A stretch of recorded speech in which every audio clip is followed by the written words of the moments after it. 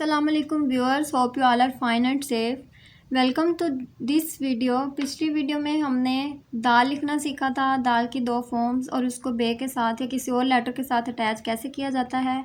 आज दाल से अगला लेटर रे लिखना सीखेंगे, रे की 3 फॉर्म सीखेंगे और उसको किसी और लेटर से कैसे अटैच किया जाता है वो लिखना सीखेंगे।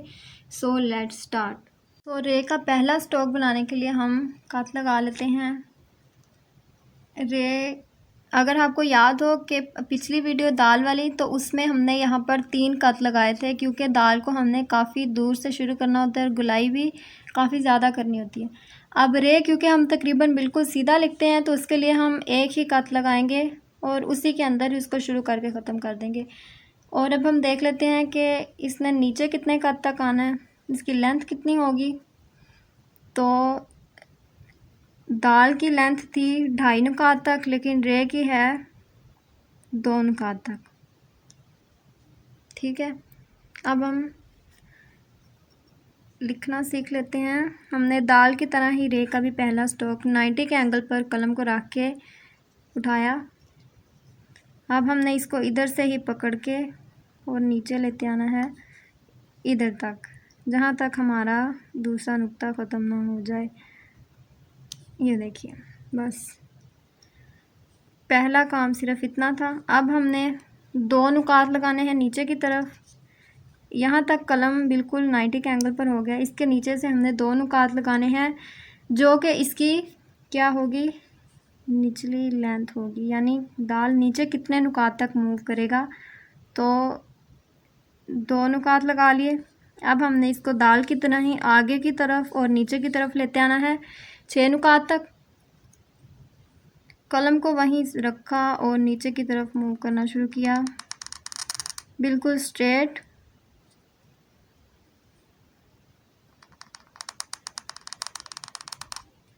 छः नुकात तक।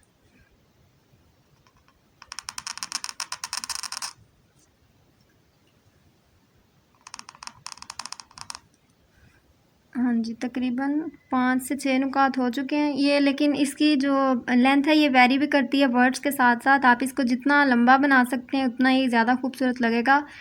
तो अब हम इसको कलम की टिप से इसको आगे की तरफ खींचेंगे। ये समझने वाला पॉइंट है। कलम की टिप से इसको आगे की तरफ खींचा स्ट्रोक को।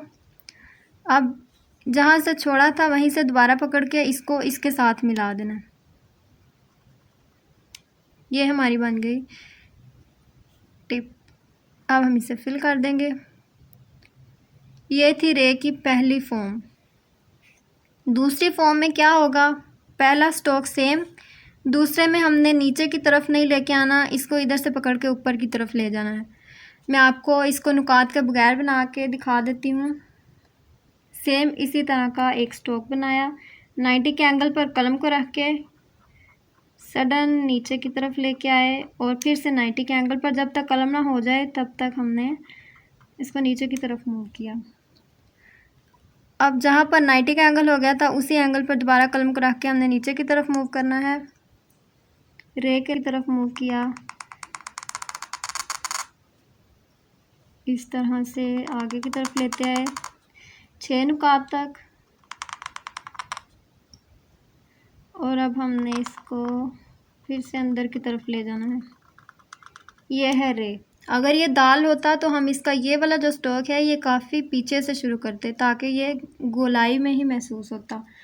अब हम इसका ऊपर वाला ताज बना लेंगे।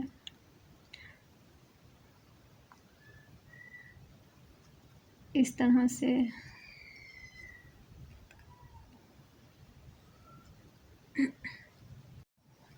यहाँ भी बना सकते हैं हम इसका ताज। कलम को उसी एंगल पर दोबारा नीचे रख के मूव करना है और यहाँ पर हम इसको फिल कर देंगे।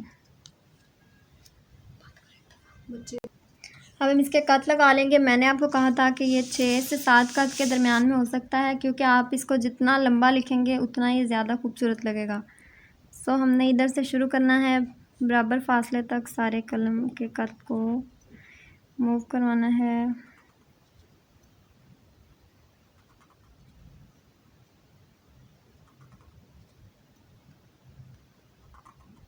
6 से 7 नुकात हो गए इसके। ये देखिए 7 नुकात में अगला जो है हमारा स्ट्रोक वो शुरू हो रहा है, तो मतलब कि ये बिल्कुल परफेक्ट है। अब रे की एक तीसरी फॉर्म है जो कि इन दोनों फॉर्म से ज़्यादा डिफ़िकल्ट है, वो मैं आपको बगैर कट के बताऊंगी, क्योंकि उसमें हमने यहाँ से शुरू करना है, यहाँ से शुरू करना है। ये वाले 2 स्ट्रोक्स हमने अटैच नहीं करने। जैसे बे की एक तीसरी फॉर्म थी कि हमने डायरेक्ट यहाँ से शुरू करना है, ये भी वैसी ही होगी। तो वो भी लिख लेते हैं। सबसे पहले 90 के एंगल पर कलम को रखना है और इसको तकरीबन 2 से 3 नुकात तक उसी तरह नीचे की तरफ लेते आना है, मूव करवा के। फिर सडन कलम नीचे की तरफ आना शुरू हो जाएगी, इसका स्ट्रोक थिनर होना शुरू हो जाएगा। तो हमने कलम को नहीं छेड़ना, जैसे जैसे कलम मूव करती है हमने इसको वैसे वैसे मूव करना है, नीचे की तरफ लेते हैं। अब हम ये सारा यही बना रहे हैं, आप समझें। लेकिन इसमें डिफरेंस क्या है कि यहाँ जब कलम दोबारा 90 के एंगल पर होगी तो हमने इसको छोड़ दिया। अब हम पूरी कलम लगा के इसको आगे नहीं मूव करेंगे। अब हम कलम की टिप से इसको अकेले को आगे की तरफ लेके जाएंगे इस तरह से। अब हम इसके थोड़ा सेंटर से इसको आपस में मिला देंगे इस तरह, और अब हम इसे फिल कर देंगे, क्योंकि अगर हम यहाँ पर इसको पूरी कलम को ऊपर लेके जाते तो चांसेस थे कि हमारा ये जो स्ट्रोक है ये थिक हो जाता, चौड़ा हो जाता, जो कि इस पॉइंट पर बहुत बुरा लगना था। इसलिए हमने क्या किया कि यहाँ पर ही कलम को स्टॉप करके और सिर्फ ही इसकी टिप से आगे लेके गए उसको। तो अब ये इसमें ये जो रे लिखी थी मैंने कत के साथ, मैं कत के बगैर आपको दोबारा वाज़ह लिख के दिखा देती हूँ कि हमने पहला स्ट्रोक 90 के एंगल पर रखा, कलम को पीछे की तरफ मूव करना है 2 नुकात तक पीछे की तरफ, इस तरह पकड़ा, और जब 2 नुकात हो जाएंगे तो हमारी कलम खुद ब खुद ही 90 के एंगल पर हो जाएगी इस तरह से। ये हो गया पहला स्ट्रोक। अब दूसरा अटैच करना है साथ में, तो हमने उसी जगह पर कलम को रखना है और बिल्कुल सीधा मूव करना है आगे की तरफ 6 नुकात तक, बिल्कुल सीधा आएंगे।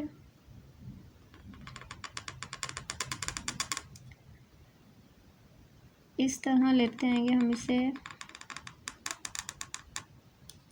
आपने जब दोबारा इंक लगानी है तो कलम को थोड़ा पीछे से रखना है, ये नहीं कि आप आगे से शुरू कर दें, और ये जो बहुत बुरा लगता है। आपने जब इंक लगाई अब आप थोड़ा सा पीछे से शुरू करेंगे ताकि सारा लिखा हुआ इक्वल हो जाए। हमारे तकरीबन 6 नुकात हो चुके। अब हमने इसको बाहर निकालना है इधर से, जैसे मैंने आपको बताया था।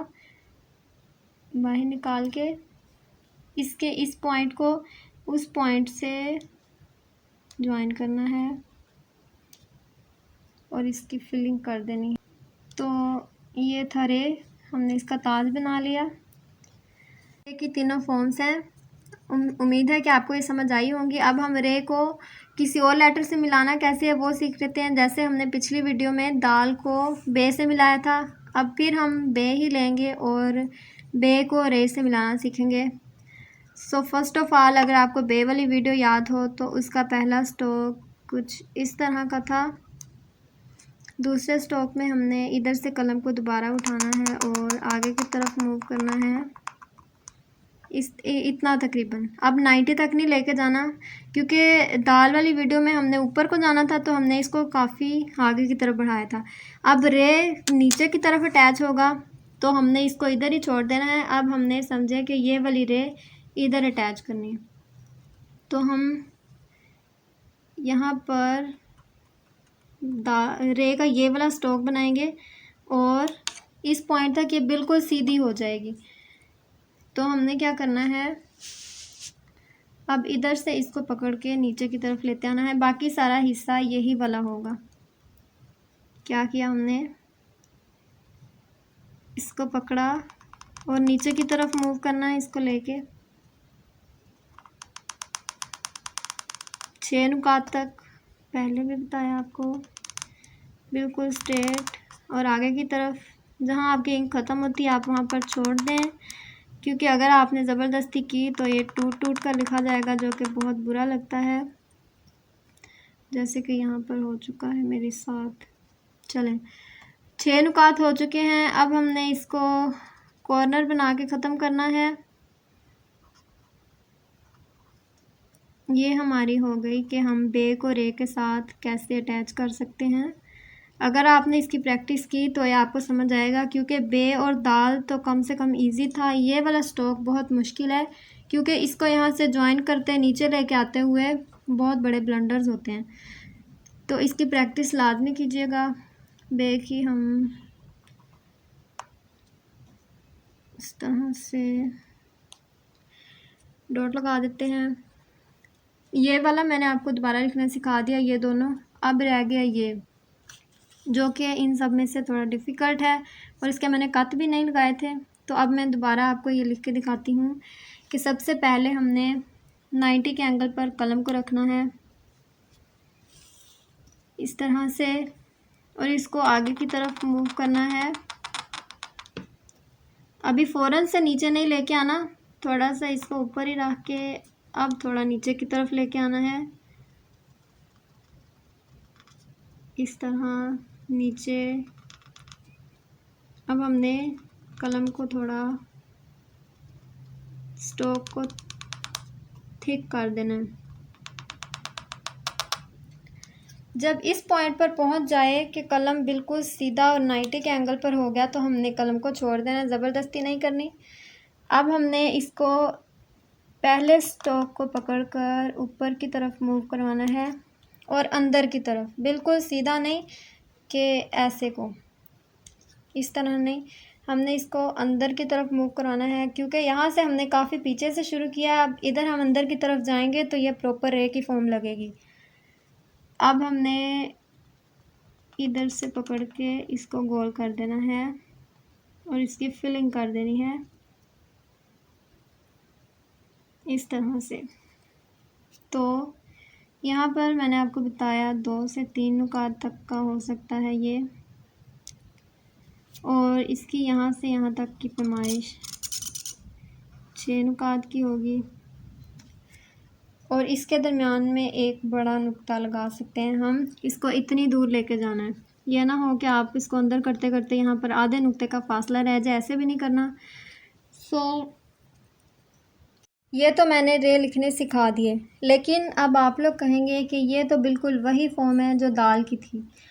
आप में से कुछ को ये कन्फ्यूजन होगी कि ये फॉर्म दाल की फॉर्म लग रही, यानी कि मैंने दाल ही लिख दिया है या उससे मिलता जुलता है। लेकिन मैं आपको दिखाऊंगी कि जो पिछली वीडियो में मैंने दाल लिखा था वो, और ये मेरी पिछली वीडियो की प्रैक्टिस है। आप लोगों को अगर वीडियो याद हो तो हम देख लेते हैं कि ये दोनों, आप इनका डिफरेंस देख सकते हैं कि ये दाल है और ये रे है, क्योंकि मैंने आपको बताया कि हमने इसको ज़्यादा पीछे से नहीं लेके आना वरना ये दाल लगेगी, इसलिए हमने सिर्फ इसको एक नुक्ते के अंदर अंदर ही फिनिश करना है, ख़त्म करना है। यहाँ पर हमने 3 नुकात लगाए थे और यहाँ पर सिर्फ एक नुक्ता लगाया था। वो किस लिए? क्योंकि ये रे लगे, ये इसकी फॉर्म।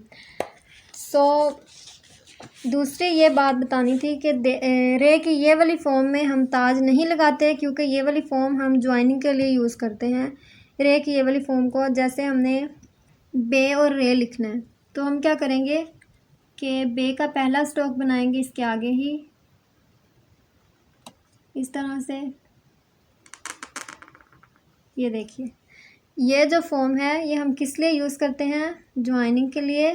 तो इसमें इसलिए हम ताज नहीं लगाते, इसको शुरू करते ही इसकी गुलाई कर देते हैं और ख़त्म कर देते हैं। ताज सिर्फ इन 2 फॉर्म्स में लगता है और इस सूरत में भी नहीं लगेगा, क्योंकि अब ये ज्वाइन हो चुकी है। नुकात के बारे में काफ़ी कन्फ्यूजन्स होती हैं, तो मैं यहाँ पर आपको नुकात लगा के दिखा देती हूँ कि जहाँ पर हमारा लफ्ज़ शुरू हुआ या ख़त्म हुआ उसके स्टार्ट से हमने इस तरह पकड़ा कलम को। अच्छा, एक बात मैं आपको बताऊंगी कि जब हमने यानी बे के नीचे वाला जो नुक्ता लगाया तो वो हम लगाते हैं इस तरह की थोड़ी गुलाई में, ठीक है। और जब हमने नुकात लगाने हैं यानी अलिफ बे जीम दाल की मेजरमेंट के लिए जो नुकात लगाने हैं वो बिल्कुल बराबर होंगे, लेंथ विड्थ में बराबर होंगे, इस तरह। लेकिन जब हम डॉट्स लगाते हैं किसी लफ्ज़ के, बे या ते के, तो वो थोड़े से गुलाई की शक्ल में होते हैं। होप कि आपको इनका जो फ़र्क है वो नज़र आ रहा होगा। तो अब यहाँ पर हम नुकात पूरे कर लेते हैं अपने। 6 नुकात लगाएंगे, 6 से 7 भी हो सकते हैं, क्योंकि आप अपनी खूबसूरती के लिए या लफ्ज़ के लिहाज से भी इसको कम या ज़्यादा कर सकते हैं। 3 4 5 6 एंड 7, यहाँ तक इसके 7 नुकात हो गए। इसके भी 7 ही होंगे। मैंने आपको हर इजी वे में समझाने की कोशिश की, और मैं यही चाहती हूँ कि आप लोग भी प्रैक्टिस करें और इसी तरह का लिखना सीखें, बल्कि मुझसे बेहतर लिखना सीखें। उम्मीद है कि आपको आज की वीडियो में से कुछ समझ आया होगा। अगर आपको पसंद आई है वीडियो, समझ आई है, तो लाइक कीजिएगा वीडियो को, प्लीज़ चैनल को सब्सक्राइब कीजिएगा। और वीडियोस आप ज़रूर देखिए, मतलब कि एक दिन की एक वीडियो देख के उसकी प्रैक्टिस करें और फिर अगले दिन अगली वीडियो देखें। आप ये इंजॉयमेंट के लिए सारी वीडियोस एक ही दिन ना देखें, वरना आपको कुछ भी समझ नहीं आएगा। नेक्स्ट वीडियो तक के लिए मुझे इजाज़त दीजिए। अपना ख्याल रखिएगा और मुझे दुआओं में याद रखिएगा। अल्लाह हाफिज़ एंड टेक केयर।